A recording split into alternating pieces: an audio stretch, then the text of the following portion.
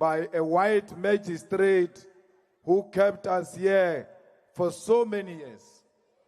She kept us here for so many years and comes back and blame us for disturbing the courts. We did not come to court on our own. She invited us to the court and we responded. You know, if you don't come to court, you get arrested. If you come to court, they say you are disturbing court. Therefore, you must go to prison for disturbing court. So we don't know what to do anymore. But that was not the law. That was racism speaking. Magistrate Olivier is a racist of note. And she must know that in her sleep, that she's a racist and she's possibly a member of AfriForum. That's why when you mention AfriForum, she cannot hide her emotions.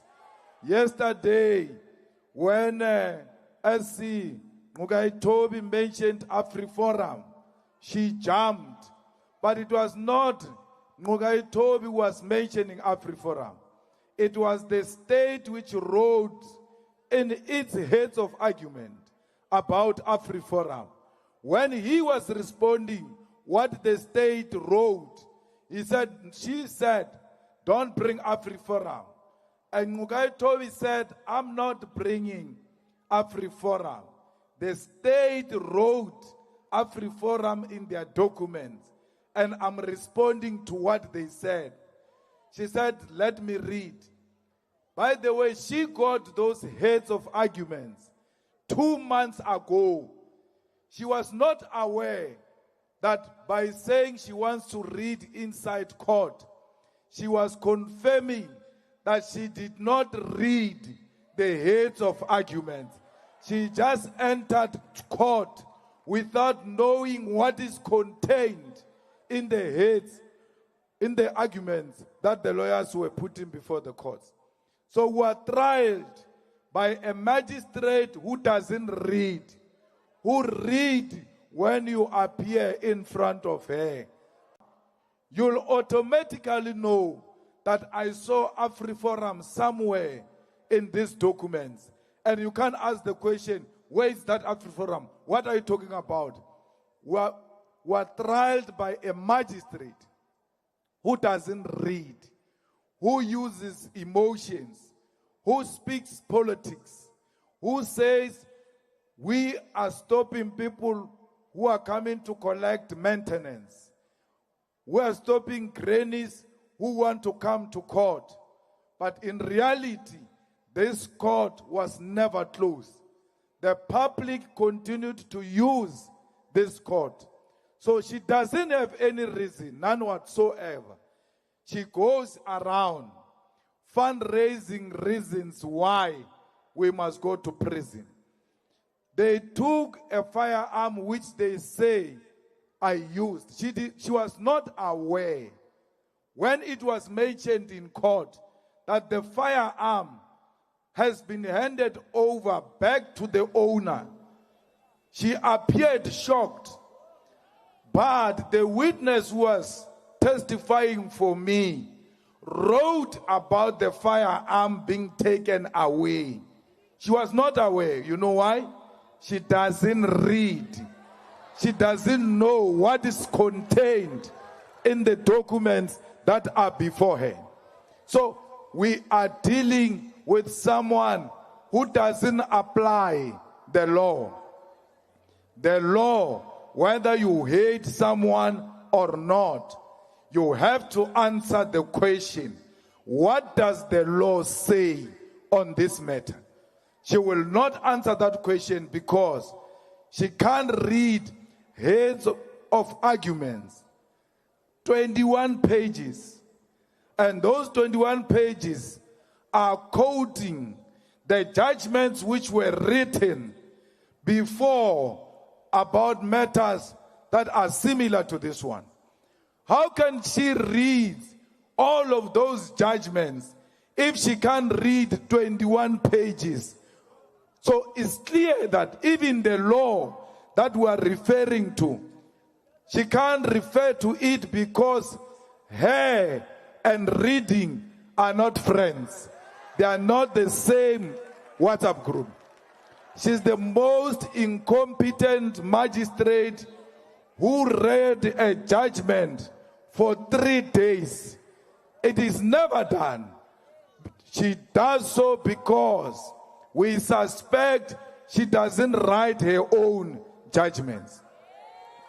They ask a simple thing, leave to appeal. It's a simple matter.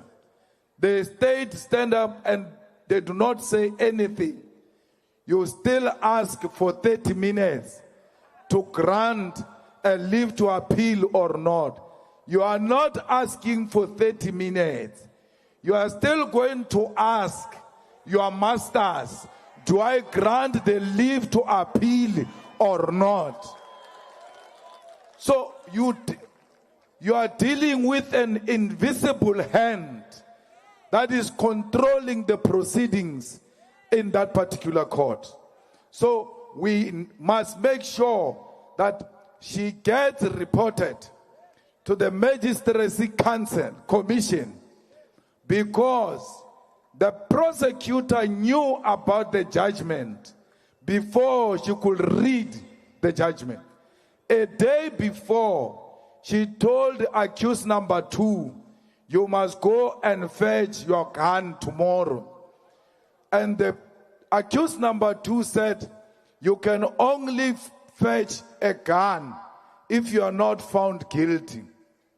How did the prosecutor know that accused number 2 is not going to be found guilty, to an extent that he tells him to go and fetch a firearm?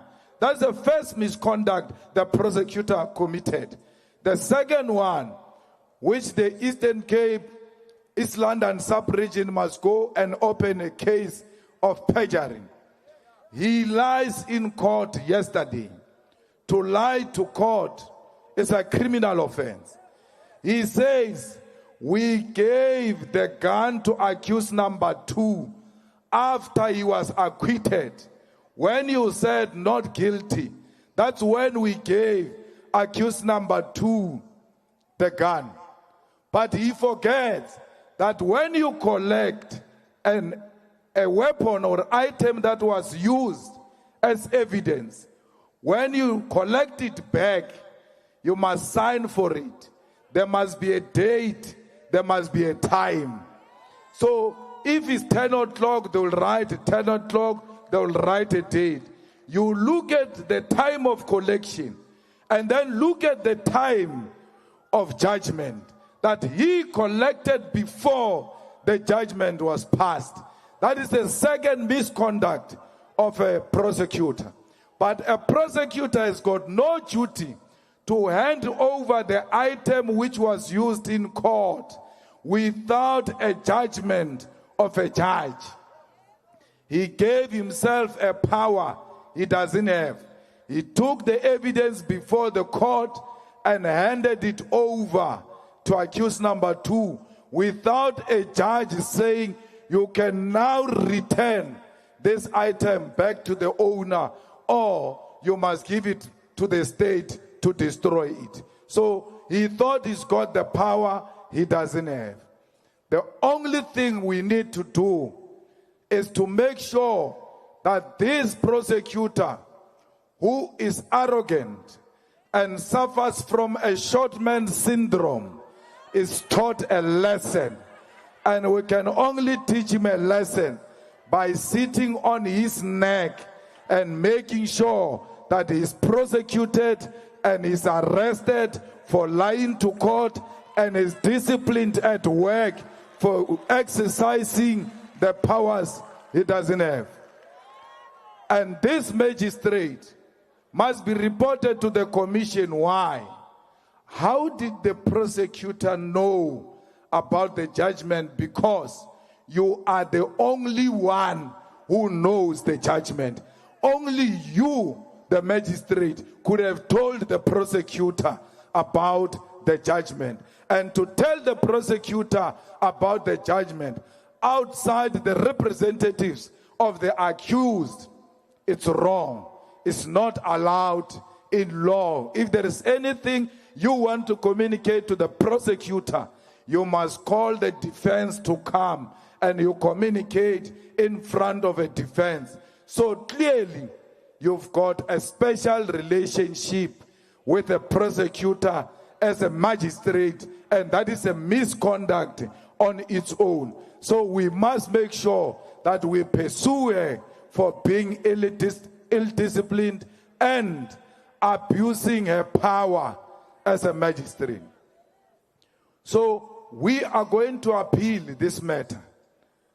We are going to make sure we go to Grahamstown, and we are going to dismiss a judgment which was poorly read and which was poorly written. She has granted us leave for appeal on sentencing and refused to give us leave to appeal on conviction. We must petition the High Court to appeal the guilt verdict and the sentencing itself. Today, because all they wanted was to have me sleep here for one night, but they didn't know the reason why the Deputy President is not here. He is at Grahamstown. Because when you